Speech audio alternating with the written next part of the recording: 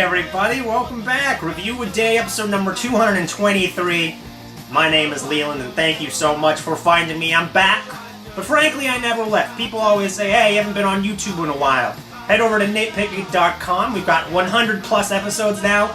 And if you have not listened to Dabracast, it's the other podcast I do. We talk about whatever. But in the last couple weeks, I went cross-country with my buddy Andy. We ended up in jail. I know, believe it. We talked all about that in Dabracast episode number 82. In Dabracast episode number 83, I have a buddy Mike who sat in and told me about the time Chinese prostitutes basically robbed him. And then in episode number 84, just recently, my friend David told me a really crazy story about the time he was hit by lightning.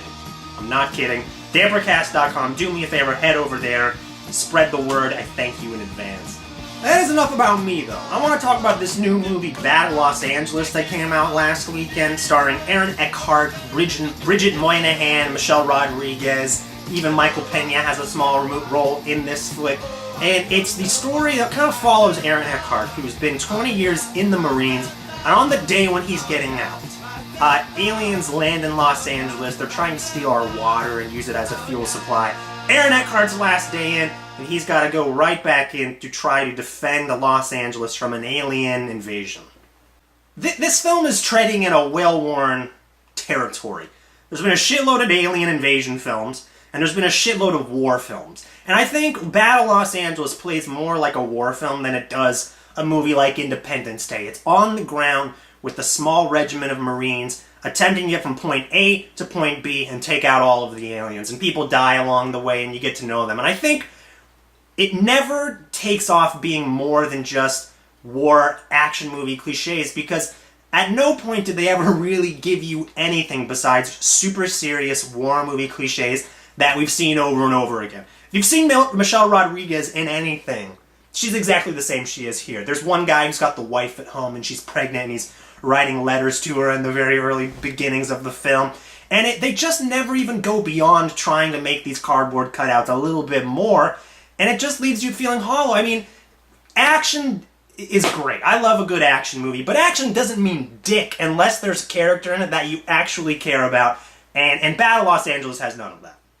And I think the script is so bare bones that it ends up making, I think, Aaron Eckhart, I think, is a great actor. I thought he was horrible here. I really do.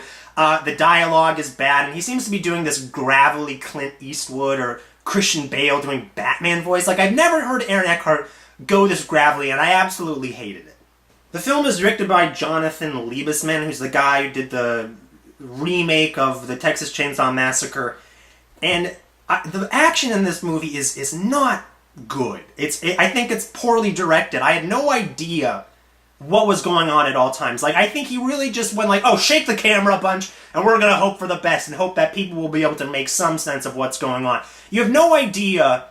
You know, the movie's called Battle Los Angeles, and I should have a sense of Los Angeles in this film, and there's none of it. I have no idea where they are in relation to one another, and it just kind of makes all of the action sequences a complete hodgepodge. And really, every sequence is exactly the same. They're going from point A to point B, and a bomb comes in from the side, and there's a bunch of aliens, and then they battle them. Then they move on, and they're in a bus. And then an alien spaceship comes in and tries to bomb them, and then they destroy them, and then they move on. It's a one-trick pony, and it's too bad because I really do have a lot of affection for sci-fi and movies of this nature. Stay home, watch District 9, watch Battlestar Galactica. There's so many other things to choose from.